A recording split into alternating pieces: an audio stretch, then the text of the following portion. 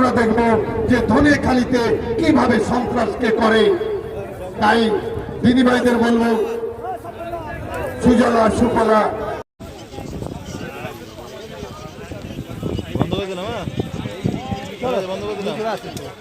জল দিয়ে খাওয়া যাবে নাকি না আমি খাওয়ার জন্য না আছে তো এই তো বললেন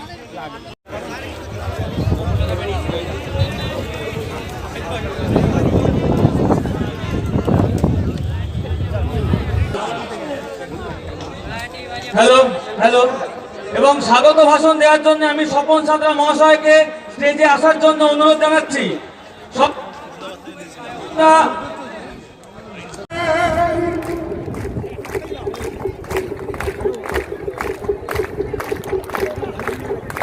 আমি অন্তর মধ্যে চাললাম, হ্যাঁ গান আরো অনেক বড় বুঝলেন।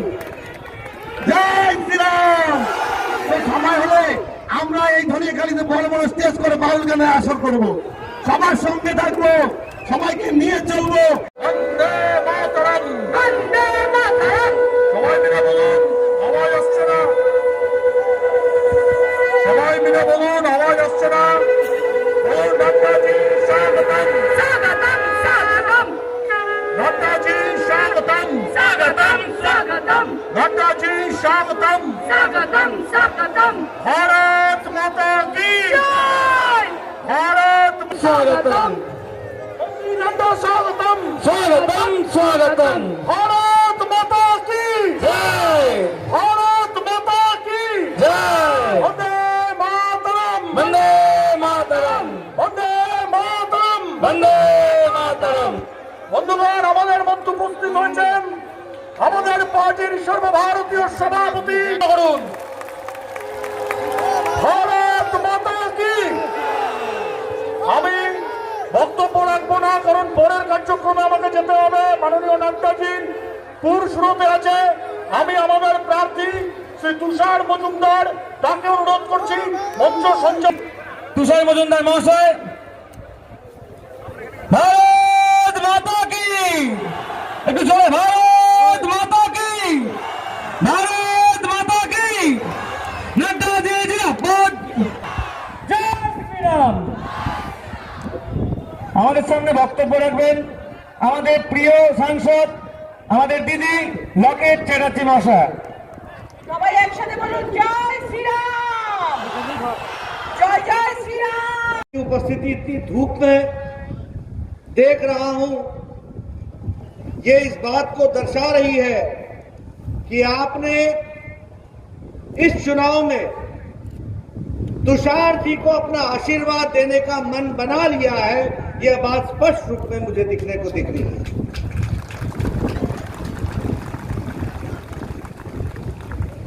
हमारे जब मैं यहां आया हूं तो सबसे पहले तो मैं तारकेश्वर मंदिर के भगवान शिव को नमन करता हूं। उसी तरीके से हमारे भारतीय पुनर्जागरण में हमारे महान नेता राजा राम मोहन राय जी को भी नमन करता हूं। और साथ ही साथ अभी अभी जो होली का पर्व हुआ है उसके लिए आपको होली की शुभकामनाएं भी देता हूं। मित्रों, यह जो चुनाव है यह विकास की एक नई कहानी लिखने की चुनाव है।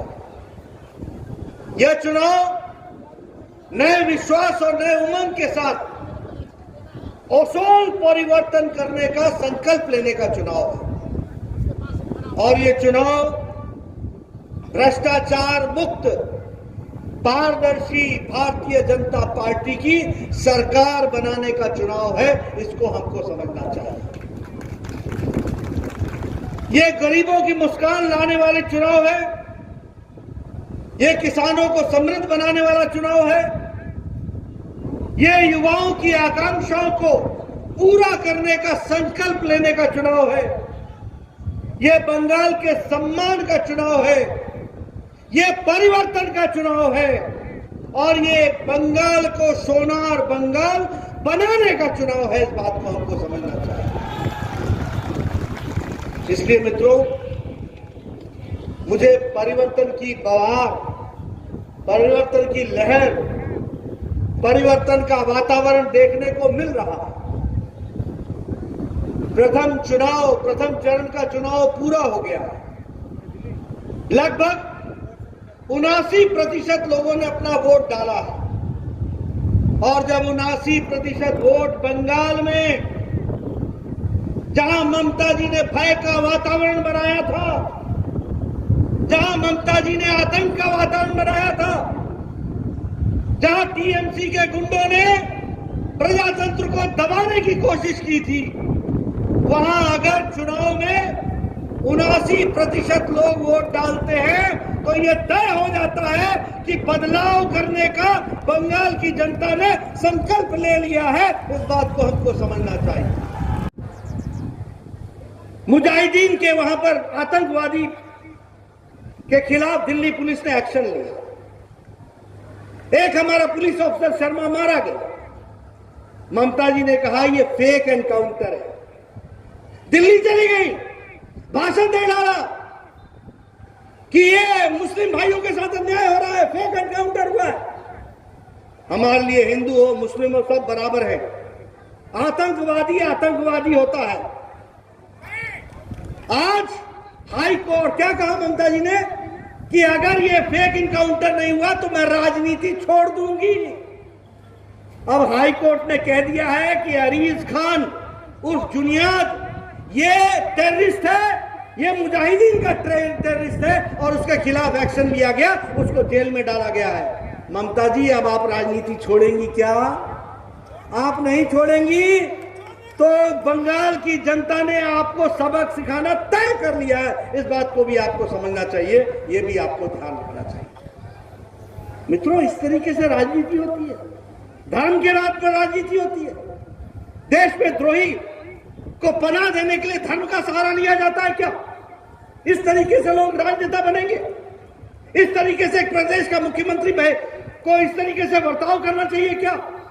इन सारी बातों का हम लोगों ने हिसाब लेना है और वो चुनाव में हिसाब लेने का समय आया है। ये मैं आपसे निवेदन करना चाहता हूं। मित्रों, जब हम बंगाल की बात करते हैं तो हम यह भी बताना चाहते हैं कि बंगाल को मजबूती प्रदान करने का काम मोदी जी ने किया है।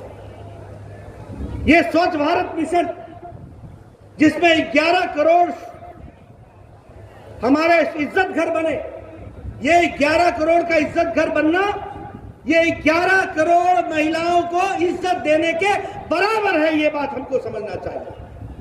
और इसी तरीके से लगभग 1 करोड़ 4 लाख इज्जत घर यहां पर भी बने हैं। इसको हमको समझना चाहिए। यानी 1 करोड़ बहनें ऐसी थी जिनके घर में टॉयलेट नहीं था, और अगर उनके यहां टॉयलेट नहीं था तो वो सूर्योदय से सूर्यास्त तक इंतजार करती थी अपने दैनिक क्रम को जाने के लिए। मोदी जी ने उनको इज्जत दी है, उनका सशक्तिकरण किया है, महिला का सशक्तिकरण किया है। ये बात हमको समझनी चाहिए।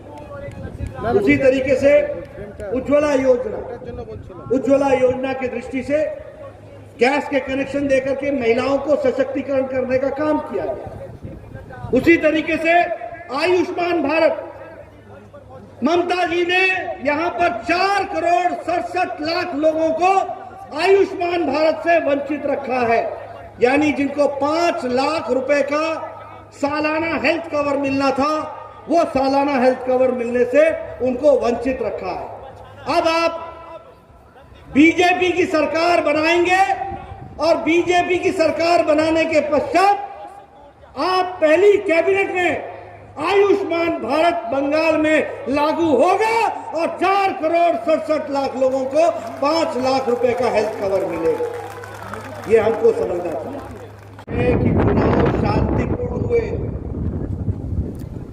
शांतिपूर्ण चुनाव के कारण ममता जी घबरा गई।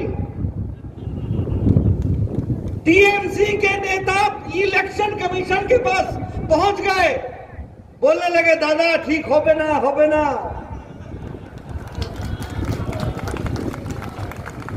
ভালো হবে না খেলা শেষ হয়ে গেছে। खेला शेष। अभी हम ये कहना चाहते हैं कि कमल के निशान पर लोगों ने मारा है छाप और टीएमसी हो गई है साफ।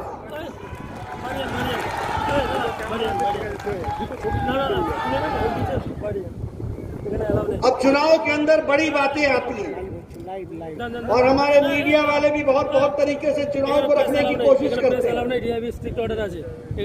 कहते हैं कि ममता जी ने चुनौती स्वीकार की और ममता जी को ने घेरने की कोशिश की। अरे एक बात बताओ, भवानीपुर छोड़ करके नंदीग्राम ममता जी आई या शुभेंदु में आया भवानीपुर? ঠিক আছে आप बताओ, मुख्यमंत्री अगर अपने मंत्री से लड़ने आ जाए तो बड़ा कौन है ये बताओ? আপনার সরকারি হলে কোনো কিছু করার নেই, এখন বেরিয়ে যান ওখান থেকে চাপ দিন। बड़ा नेता कौन है? को स्वीकार तो शुभेंदु ने किया है, लड़ने तो ममता जी आई थी। और यह बात स्पष्ट है कि नंदीग्राम की जनता ने साफ संदेश देना है कि सारे बंगाल में टीएमसी साफ है। আপনারা সারি যান, কাল একটু বাড়ি যান, বাইরে যাবে হবে তো দূরে সরে যাচ্ছি, আমাদের করা যাবে না এখান থেকে। हमको इन सारी बातों ঠিক को আছে, ध्यान में रखना है। বাইরে যান हमको तुषार भाई का ध्यान है। বাইরে যান এখানে जब हम तुषार भाई की बात करते हैं तो मैं यहाँ जब आया हूँ तो मैं इसकी भी चर्चा करूंगा आपसे। यह इलाका जो जूट इंडस्ट्री के नाम से, जूट क्या व्यवसाय के नाम से जाना जाता है, ये इंडस्ट्रियल बेल्ट है। পিছনে নেই लेकिन यहाँ ममता जी के राज में 80 में से 60 में से 39 जूट की इंडस्ट्री बंद है। क्या मैं सच बोल रहा हूँ? ফরান আপনি ফরান क्या मैं सच बोल रहा हूँ? আপনার কাজ আপনি করছেন, আমাদের কাজ 10 साल राज किया, 60 में से 39 बंद। अब तो टीएमसी का भी खाता बंद, আরে আপনি পিছিয়ে যান না। टीएमसी का भी खाता बंद। उसी तरीके से यहाँ के मजदूरों को कोई प्रोविडेंट फंड नहीं, कोई मिनिमम वेजेस की लागू नहीं किया गया। লকেট দিয়ে ये तो हमारी सरकार थी जिसने আমাদের ছবি করতে দিচ্ছে না, এখানে वीट के ছবি लिए করতে দিচ্ছে না, जूट ছবি के করতে बैग দিচ্ছে को না। परमिट किया, একটু शुगर বলুন के তো, ছবি लिए করতে जूट দিচ্ছে के না। बैग को परमिट किया और कोशिश की कि जूट की बोरियों में यह पैकिंग हो ताकि यहाँ की इंडस्ट्री चल सके। इस तरीके का प्रयास हक छीनते थे, वो आज हक दिलाने चले हैं। मित्रों, ये चुनाव में इन सारी बातों को हमको समझना हमारी आवश्यकता है, जिसको हमको ध्यान में रखना चाहिए। अभी मैंने शोभा मजुमदार जी की चर्चा की, कहती थी कि मैं बंगाल की मां बहन हूं, मैं बंगाल की बेटी हूं। आप कैसी बंगाल की बेटी हैं जिन्होंने बंगाल की माता की चिंता नहीं की, बेटी की चिंता नहीं की? शोभा जी को अपनी जान गंवानी पड़ी बेटे को संभालने के लिए, बेटे को जान बचाने के लिए। इतना ही नहीं, बंगाल महिलाओं के किडनैप में नंबर 1 है। बंगाल एसिड के अटैक में, बहनों पर एसिड के अटैक पर नंबर 1 है।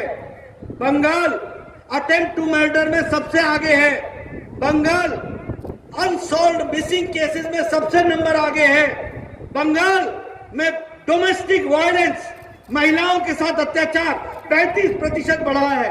बंगाल में पार्क स्ट्रीट की घटना घड़ी, कोई उसमें अरेस्ट नहीं हुआ। उसी तरह से कामदूनी में घटना घटी, उसमें भी कोई पुलिस एक्शन नहीं हुई। 2 ट्राइबल गर्ल्स के साथ जलपाईगुड़ी में रेप हो गया, कोई उस पर एक्शन नहीं हुआ। ये सब चीजें बंगाल में ही घटी है।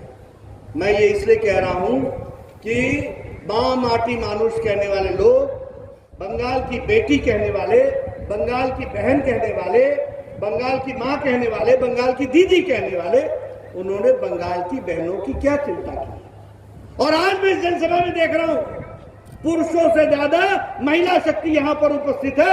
ये बताती है कि बंगाल की महिलाओं ने तय कर लिया है, कमल खिलाना है और टीएमसी को साफ करना है। ये बात तय हो चुकी है।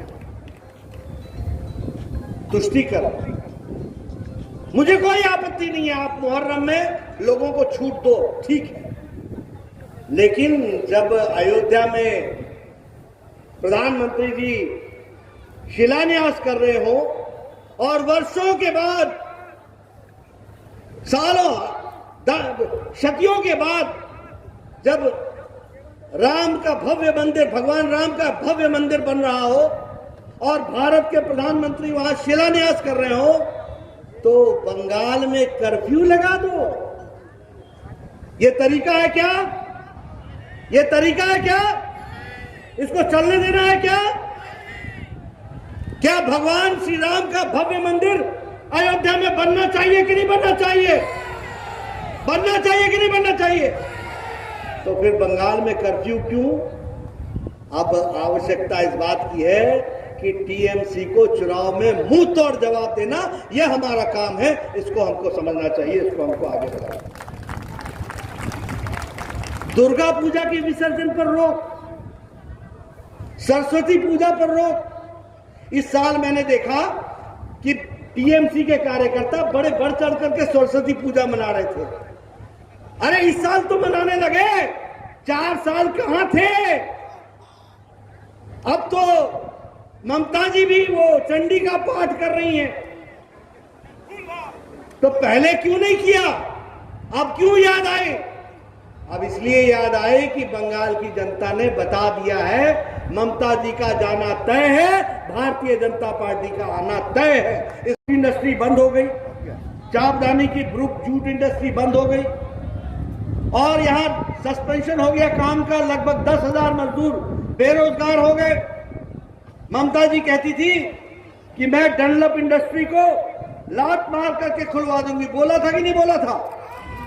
बोला था कि नहीं बोला था? 10 साल गुजर गए, कहां चली वो लात और कहां खुला वो दरवाजा?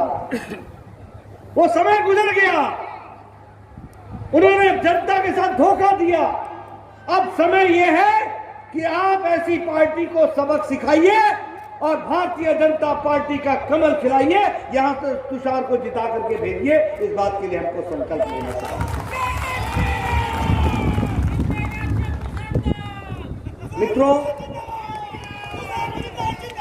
मित्रों,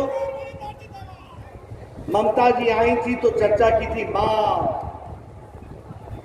माटी, मानुष। मां का जो हाल किया वो तो आपने देखा ही। आदरणीय शोभा मजुमदार जी के साथ जो घटना घटी, अपने बच्चे को बचाने के लिए उनको जान गंवानी पड़ी और एक शब्द नहीं निकला टीएमसी से। ये माता की रक्षा हुई है क्या? जब मैं माटी की रक्षा कहता हूं तो क्या माटी की रक्षा की क्या? माटी के सपूतों की रक्षा की क्या? और जब मैं मानुष की बात करता हूं तो क्या यहां पर लॉ एंड ऑर्डर, क्या यहां पर राज्य में कानून ये चला क्या? भारतीय जनता पार्टी के 130 लोग मारे गए, 130 लोग। ये क्या है? मां, माटी, मानुष। इसके बदले ममता जी ने क्या पकड़ा? टोलाबाजी, कोटमनी, तुष्टीकरण, ये काम इन्होंने पकड़ा है। बताओ, इनको जवाब देने की जरूरी है कि नहीं है? तानाशाही को जवाब देना है कि नहीं है? तानाशाही को जवाब देना है कि नहीं? टोलाबाजी को जवाब देना है कि नहीं? मित्रों, हम लोगों को ये चुनाव इस संकल्प के साथ लड़ना है कि आने वाले समय में एक भ्रष्टाचार मुक्त बंगाल होगा, एक बढ़ता हुआ बंगाल होगा, एक विकास का बंगाल होगा, एक तानाशाही समाप्त होने वाला बंगाल होगा, एक टोलाबाजी को जड़ से समाप्त करने वाला बंगाल होगा। ऐसा बंगाल का हमको संकल्प लेना। अभी कहा गया, ममता जी आजकल कहती है कि हम गरीबों में अनाज देंगे, अनाज बांटेंगे। कहा कि नहीं कहा? कहा कि नहीं कहा चुनाव में? अरे जब मोदी जी ने कोरोना में 5 किलो चावल, 5 किलो गेहूं, 1 किलो दाल, ये देने के लिए मार्च महीने से नवंबर महीने तक की बंगाल की व्यवस्था की, तो टीएमसी के कार्यकर्ताओं ने क्या किया? चाल चोर के ये चावल चोरी करने वाले लोग आज अनाज बांटने चले हैं। किसान का सम्मान देना चाहते हैं, उनको उनका बकाया देना चाहते हैं। ममता जी ने कहा भेजबो ना, करबो ना, होबे ना, ये ममता जी ने कहा। मित्रों, आपने चुनाव में भारतीय जनता पार्टी जितानी है, आपको 18,000 का बकाया भी मिलेगा और 4,000 एक्स्ट्रा भी मिलेगा, या भी 10,000 दिया जाएगा, ये भी हमको ध्यान रखना चाहिए। उसी तरीके से कृषक सुरक्षा योजना में 4,000 प्रति वर्ष दिया जाएगा। ये योजनाओं के तहत हम कोशिश करेंगे कि बंगाल का किसान समृद्ध हो, बंगाल का किसान आगे बढ़े, इस तरीके से हम काम करेंगे। बंगाल के साथ एक अन्याय हुआ। 13 फाइनेंस कमीशन में आपको 1,32,00,000 करोड़ दिया गया। जब मोदी जी की सरकार आई तो आपको 4,48,000 करोड़ 48 लाख करोड़ दिया गया, 4 गुना ज्यादा दिया गया बंगाल के विकास के लिए। रेलवे प्रोजेक्ट्स के लिए 48,000 करोड़ रुपए दिया गया। 3 सोलर पार्क बने हावड़ा में, मधुग्राम में और न्यू टाउन में। इस तरीके से विकास की एक नई कहानी मोदी जी ने यहाँ पर रचने की कोशिश की है और उसको विकास को आगे बढ़ाया है। हाईवेज के लिए कलकत्ता से लेकर के सिलीगुड़ी तक नेशनल हाईवे को आगे बढ़ाने के लिए उसके लिए 25,000 करोड़ रुपए अलग से दिए गए। ईस्ट कोस्ट के लिए, जिसमें खड़गपुर से विजयवाड़ा तक ईस्ट कोस्ट बनेगा, ईस्ट कोस्ट का रोड बनेगा, ईस्ट कॉरिडोर बनेगा। इस कॉरिडोर के लिए आपको व्यवस्था की गई। ईस्ट वेस्ट कॉरिडोर के लिए भूसावल से लेकर के खड़गपुर से दानकुनी तक इसको भी विकास करने का, विकसित करने का काम किया गया। ये सारे काम इसलिए किए गए ताकि बंगाल का विकास हो सके, बंगाल आगे बढ़े। मित्रों, जब मैं तुषार मजूमदार जी के लिए यहाँ आया हूँ तो मैं बताना चाहता हूँ कि ये एक अच्छे कार्यकर्ता, एक अच्छे नेता, और ये राजनेता ही नहीं है, ये समाज सेवक भी हैं, होम्योपैथिक डॉक्टर भी हैं और गरीबों की सेवा करते रहे। ये बात हमको समझनी चाहिए। ये सामाजिक कार्य में अच्छी तरीके से जुड़े हुए हैं और इन्होंने कोशिश की है कि इस इलाके के विकास में अपना योगदान करें। मैं आपसे ये निवेदन करने आया हूं, इनके नेतृत्व में प्रधानमंत्री किसान सम्मान निधि लागू होगी। 18,000 रुपए बकाया दिया जाएगा और साथ में 4,000 रुपए और भी दिया जाएगा। इस तरीके के इनकी योजनाओं को हम आगे बढ़ाएंगे। उसी तरीके से जो आयुष्मान भारत है उसको भी लागू किया जाएगा। उसी तरीके से इलाके के विकास के लिए काम किया जाएगा। सड़कें नहीं बनेंगी, घर घर पानी पहुंचे, निर्मल जल पहुंचे, जल जीवन मिशन के तहत काम होगा। इस बात को हमको समझना चाहिए। लेकिन मित्रों, एक निवेदन करना चाहूंगा। चुनाव के अंदर मोदी जी आपकी सेवा करना चाहते हैं और उन्होंने सेवा की है, वो पैसा पहुंचाते हैं, लेकिन यहां का इंजन डिफेक्टिव है। डिफेक्टिव होबे ना, करबे ना, चलबे ना। अब ऐसे चलबे ना को चलता करो, होबे ना को बोलो होबे होबे होबे।